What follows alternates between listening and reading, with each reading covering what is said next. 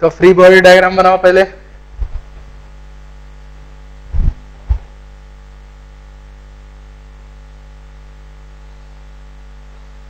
ठीक है, तो एक एक्सिस में हॉरिजॉन्टल डायरेक्शन में ले रहा हूं एक्स और एक वर्टिकल डायरेक्शन में वाई। कहने का मतलब है जो भी फोर्स है उनको हमें इन्हीं डायरेक्शन में शो करना है, राइट। इसका वेट 20 न्यूटन, नॉर्मल लगेगा ऊपर। F1 तरफ 10 न्यूटन, और जो F2 है उसकी डायरेक्शन ये है, तो इसके दो कंपोनेंट, इस तरफ कॉस और इस तरफ साइन। F2 cos 30 तरफ और F2 sin 30 ऊपर की तरफ होगा। देन F3 इस तरफ लग रहा है, इसका cos कंपोनेंट इधर, cos 60 इधर होगा, cos 60 इधर और sin 60 इधर, ठीक है ना।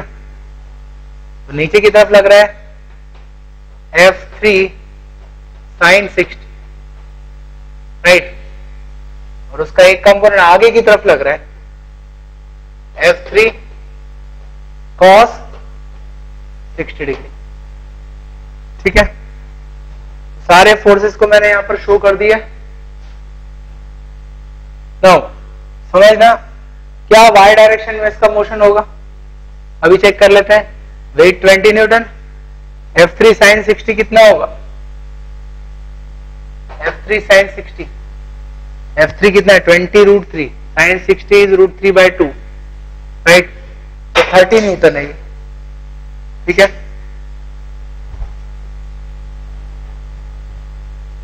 ये फोर्स है 30 न्यूटन, तो नीचे फोर्स लग रहा है 20 + 30 मतलब 50 न्यूटन, और F2 sin 30 ऊपर लग रहा है, ये कितना है,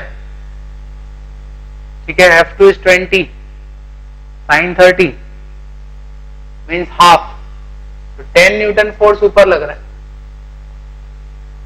तो 50 न्यूटन नीचे 10 ऊपर, तो सीधी सी बात है ये ग्राउंड को नहीं छोड़ सकता है, ग्राउंड के कांटेक्ट में रहेगा, और ग्राउंड के कांटेक्ट में रहता है तो y कंपोनेंट फोर्स का 0 होना चाहिए, ठीक है ना।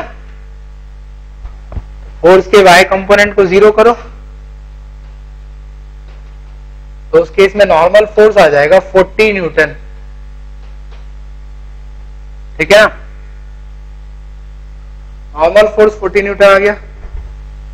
देन हम इसका एक्सेलरेशन की बात करें तो इसके अलावा x डायरेक्शन में जो फोर्स लग रहे हैं वो सारे इस तरफ लग रहे हैं, मतलब इसका एक्सेलरेशन इधर होना चाहिए a। Force is equal to mass into acceleration. Force इधर कितना लग रहा है, ठीक है, F2 cos 60, sorry F3 cos 60, F3 क्या था 20√3, cos 60 हाफ, तो 10√3, तो ये हो गया। F1 कितना था, F1 की वैल्यू क्या थी 10 न्यूटन,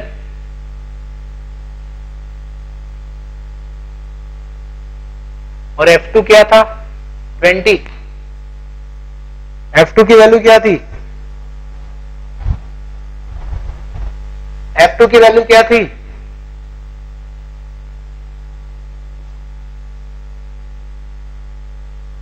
F2 20 न्यूटन, तो इट इज 10√3, और F1 10 न्यूटन है, ठीक है। तो नेट फोर्स इधर कितना लग रहा है 10√3 + 10√3 + 10 is equal to mass into acceleration, mass 2 kg, right. तो एक्सेलरेशन इज 5, ठीक है।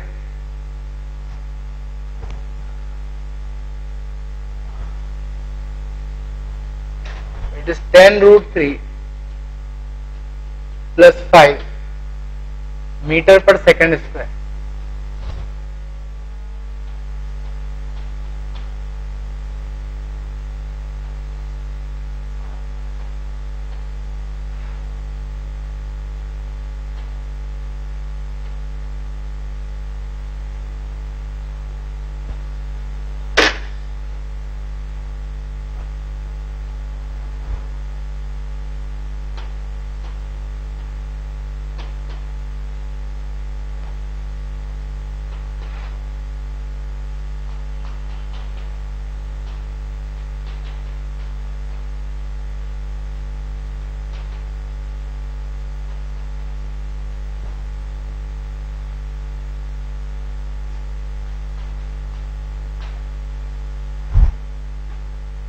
स्मूथ सरफेस पर दो ब्लॉक रखे हैं, both are connected with a light thread, massless thread से जुड़े, ठीक है।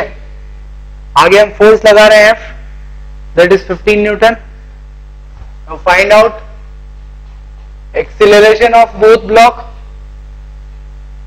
एक्सीलरेशन बताना है, और दूसरा टेंशन इन स्ट्रिंग, स्ट्रिंग में टेंशन क्या होगा ये भी बताना है। देखो इस चीज को पहले थोड़ा एनालाइज करो। दोनों ब्लॉक कॉमन थ्रेड से जुड़े हैं, ठीक है, दोनों का एक्सीलरेशन भी सेम होना चाहिए। ये अगर आगे बढ़ेगा तो उतना ही डिस्प्लेसमेंट इस ब्लॉक का भी होगा। अगर नहीं हुआ तो दो बातें हो सकती है, या तो थ्रेड टूट जाएगा इनके बीच का, या फिर थ्रेड लूज हो जाएगा।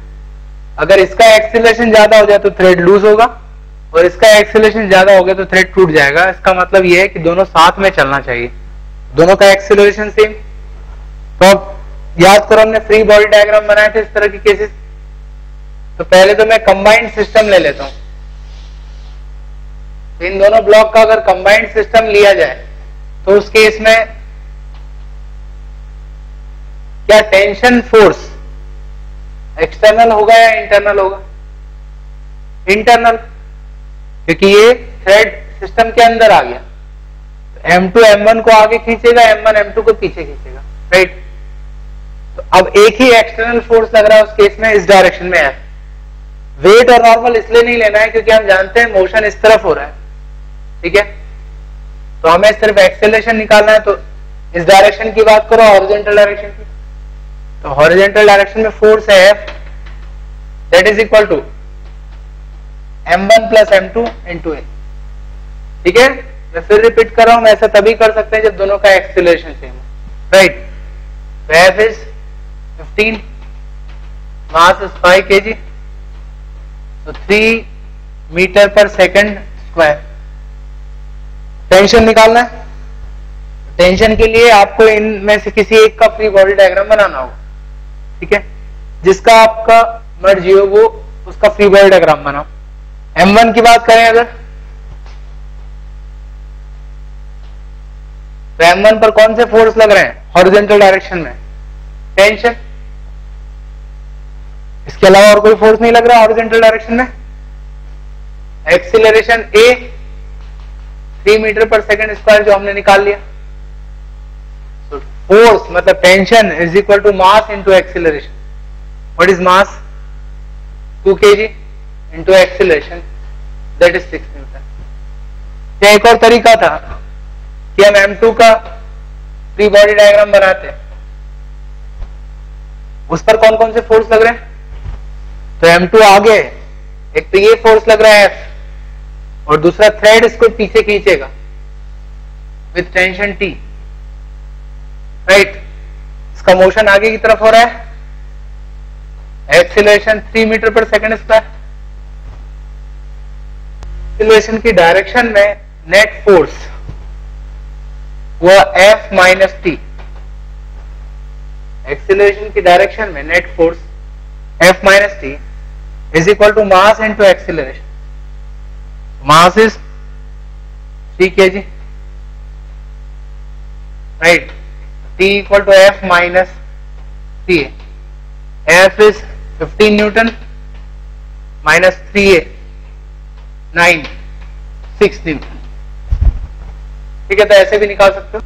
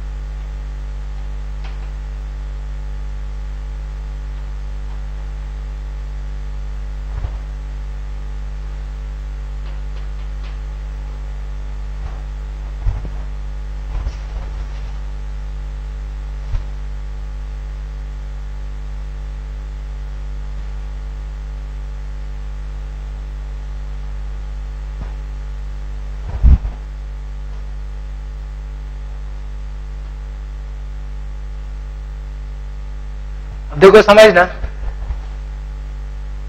तीन ब्लॉक है, तीनों कनेक्टेड है आपस में, दो स्ट्रिंग्स है 1 और 2 लाइट स्ट्रिंग्स है, F4 से हम इसको खींच रहे हैं, स्मूथ ग्राउंड है, राइट। तो आपको बताना है, समझना, तो मैक्सिमम टेंशन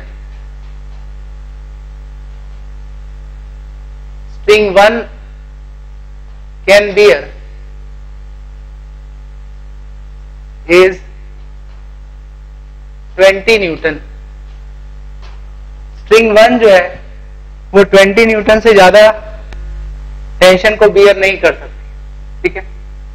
तो maximum tension string 1 can beer is 20 Newton. तो आपको बताना है what could be maximum force applied on system without breaking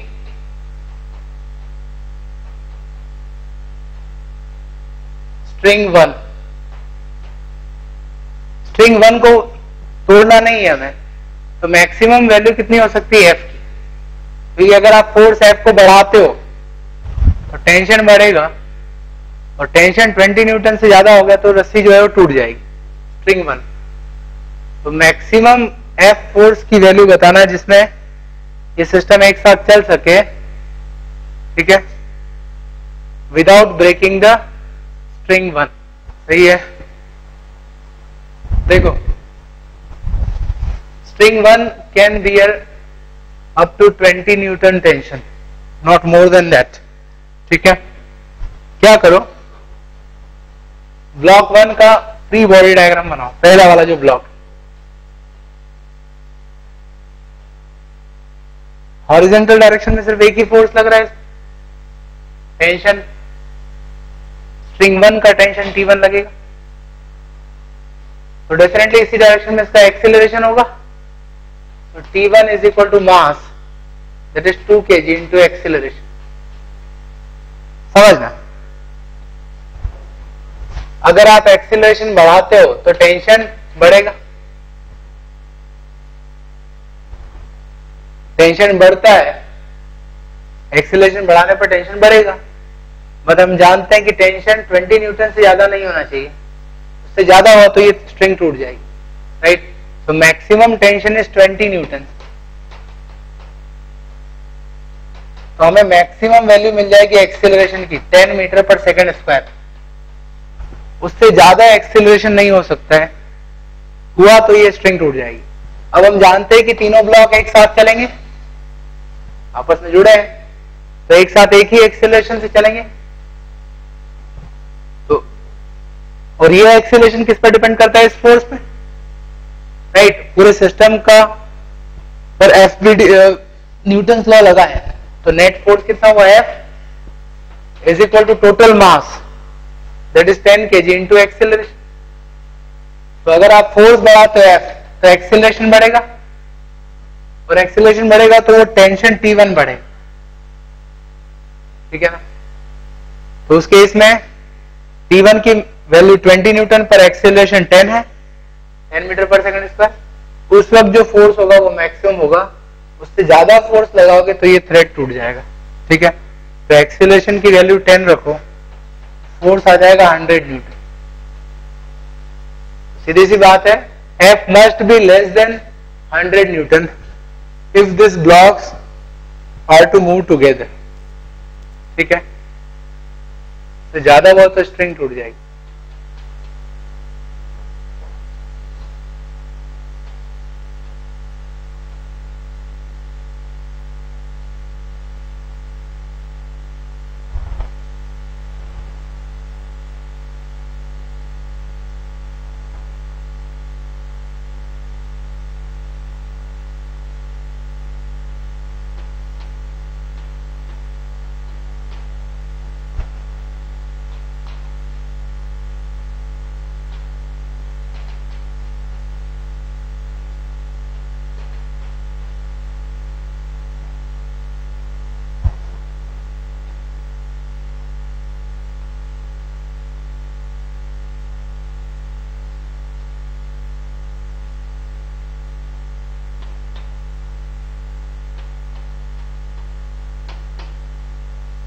3 block है, स्मूथ सरफेस पर रखे हैं, पुश करते हैं with force 60 newton, then find out normal force between 1 and 2 and 2 and 3. 1 2 को पुश करेगा, 2 3 को पुश करेगा, तो 1 और 2 के बीच में और 2 और 3 के बीच में जो नॉर्मल फोर्स होगा वो बताना, ठीक है, उनके बीच में जो इंटरेक्शन है वो बताना है। देखो इस केस में तीनों ब्लॉक एक साथ मूव करेंगे, एक्सेलरेशन आगे की तरफ होगा, ठीक है ना, तो तीनों का एक कंबाइंड सिस्टम बनाया जाए। इस कंबाइंड सिस्टम का एक्सेलरेशन है ए, आगे की तरफ एक्सेलरेट करेगा, नेट फोर्स है, force is equal to mass into acceleration, तो एफ हो गया 60 newton, mass 6 kg, so acceleration is 10 metre पर सेकंड स्क्वायर। हर ब्लॉक 10 मीटर पर सेकंड स्क्वायर एक्सेलरेशन से आगे जाएगा। इन दोनों के बीच का फोर्स बताना है, तो आप M1 का फ्री बॉडी डायग्राम बनाओ। हॉरिजॉन्टल डायरेक्शन में कौन से फोर्स लग रहा है M1? एक तो ये बाहर से फोर्स लग रहा है 60 न्यूटन,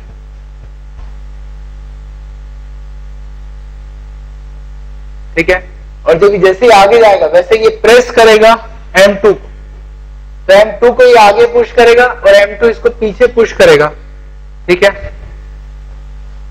तो 1 और 2 के बीच में जो नॉर्मल फोर्स है उसको मैं N12 कह रहा हूं। तो 1 और 2 के बीच में जो फोर्स लगेगा दैट इज N12। ये फोर्स M1 पर पीछे लगेगा और M2 पर आगे लगेगा, और एक्सेलरेशन 10 मीटर पर सेकंड स्क्वायर, ठीक है ना।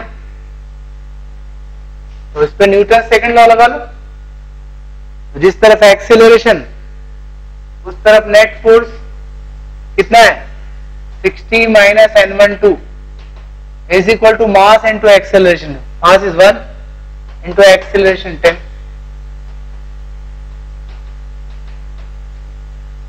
सो 1 और 2 के बीच में 50 न्यूटन नॉर्मल फोर्स लगेगा रिएक्शन। ऐसे 2 और 3 के बीच की बात करें तो आप M3 का फ्री बॉडी डायग्राम बना लो।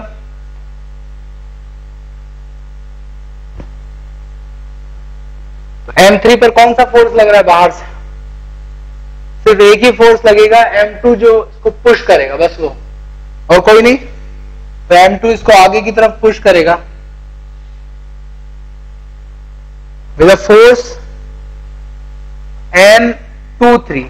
2-3 मतलब 2 और 3 के बीच का जो नॉर्मल रिएक्शन है, इसी के कारण ये आगे जाएगा विद एक्सेलरेशन 10। तो इस पर भी न्यूटन सेकंड लॉ लगा लो। तो force is equal to mass into acceleration. Mass is 3, इस पर फोर्स लगेगा 30 न्यूटन। तो इन दोनों के बीच फोर्स लगा 50 न्यूटन और इस पर लगेगा 30 न्यूटन, ठीक है ना।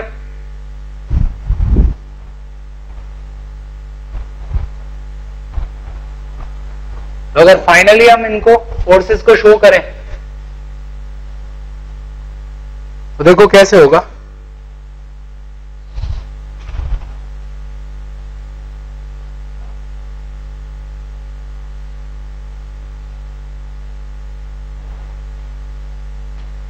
समझना, तीनों पर लगने वाले फोर्सेस को मैं शो कर रहा हूं।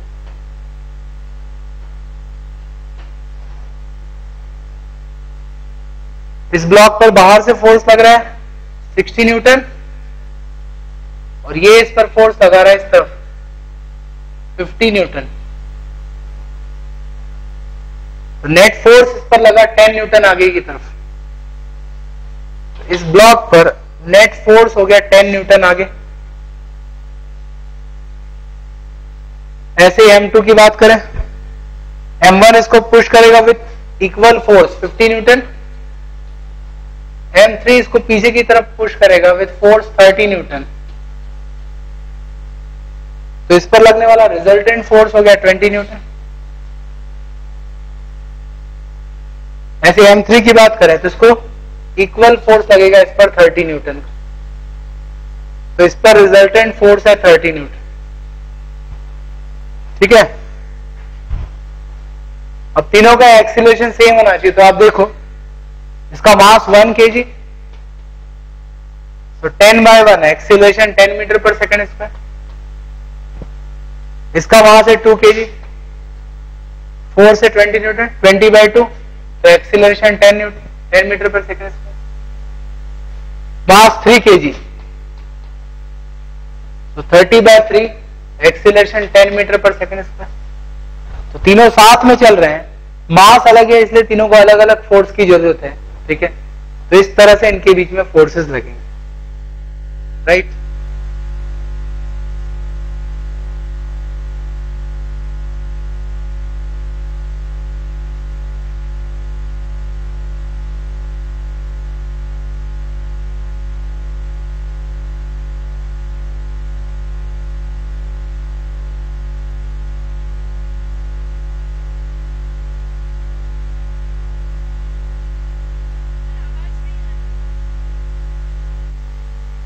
Smooth incline plane, block mass m का इसके ऊपर रखा गया। ठीक है, तो इस इंक्लाइन प्लेन पर ये स्लाइड करके नीचे की तरफ आएगा, तो आपको बताना है acceleration of block and second normal reaction by plane.